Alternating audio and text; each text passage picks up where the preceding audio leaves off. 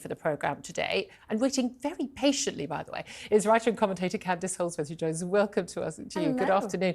You were watching the speech that's just now. It was a long one. Yes. They start later than they say every time. Always is the case. There was a lot in it, though. Yes.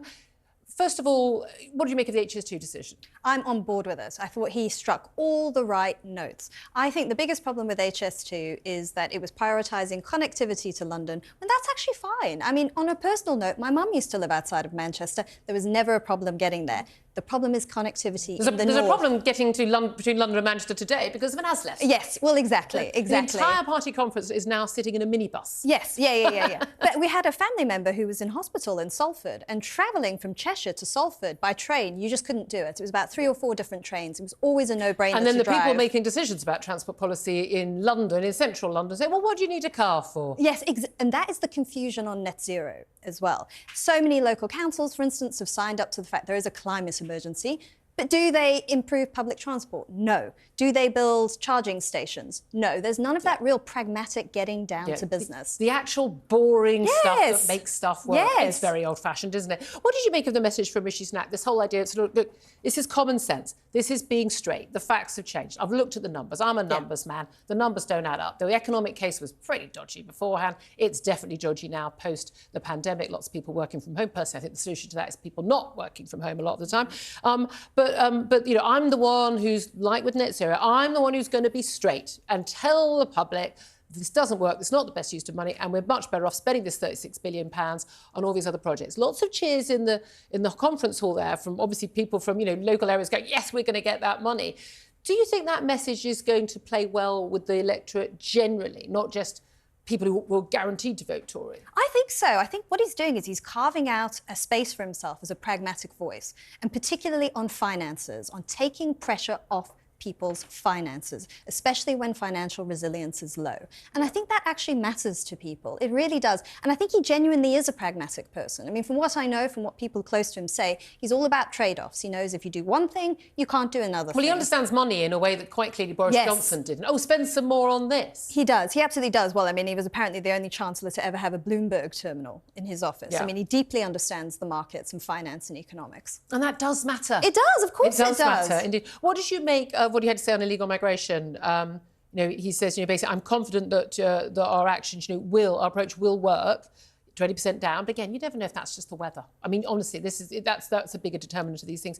But saying categorically, I will do whatever is necessary to stop the boats. Well, he says that, but that message doesn't seem to be cutting through with the public, because I think on lots of polls, they don't trust him on migration. Yeah, we had an exclusive TalkTV poll yesterday, made it very clear. They don't trust him. They trust Keir Starmer slightly less. Yes. But they don't really trust anyone to do anything about it. And understandable, because no one's done anything about it for years. No.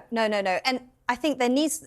The big change, the big thing that may make a difference, as many legal scholars have said, is leaving the ECHR. But he seems uncomfortable with doing that. I'm wondering if we can play a quick clip of what Rishi Sunak had to say about smoking, because this has been much touted that he was going to talk about this and about, you know, smoking ban. A lot of people will say it's a very sort of unconservative sort of policy. But let's have a little watch and listen to what he had to say about that.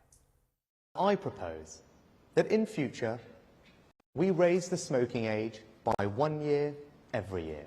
That means a 14-year-old today will never legally be sold a cigarette. For a Conservative, measures that restrict choice are never easy. I know not everyone in this hall will agree with me on this, but I've spent a long time weighing up this decision. Simply put, unlike all other legal products, there is no safe level of smoking. No safe level of smoking. That is true, isn't it? I mean, I remember writing a piece when I was political editor of the Sunday Express back in, so many years ago. I was saying that they were going to move to a ban on smoking one day, and it's always going to happen. It's not going to affect anyone who's smoking now. It's stopping our children smoking. He made the point, look, no one, even smokers, want their kids to smoke. No.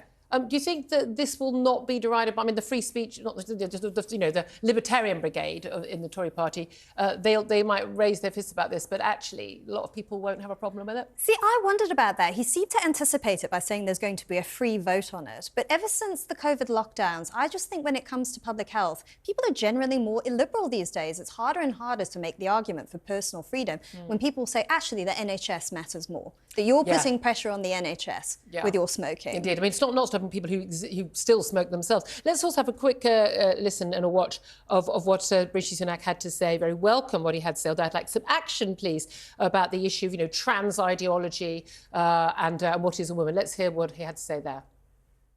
And we shouldn't get bullied into believing that people can be any sex they want to be. They can't. A man is a man and a woman is a woman. That's just common sense. Nice to hear that. Yeah. Basic stuff. Amazing that a politician needs to say that. Biology 101. Yeah, but then we'd like that message in our schools and in our hospitals and actually to action it, don't we? Yes, yeah. Look, I think Kemi Badenoch are brilliant on this issue. They're not afraid to go for it. But it's crazy that we live in times that it even should be controversial to say such basic things. Exactly. I mean, that's hate speech. I know. I mean, that genuinely, that you could be taken off Twitter before Elon Musk took over just for saying that. But there we are. Candice Holdsworth, great to have your company. Thank you so much. We'll come back to you throughout the show.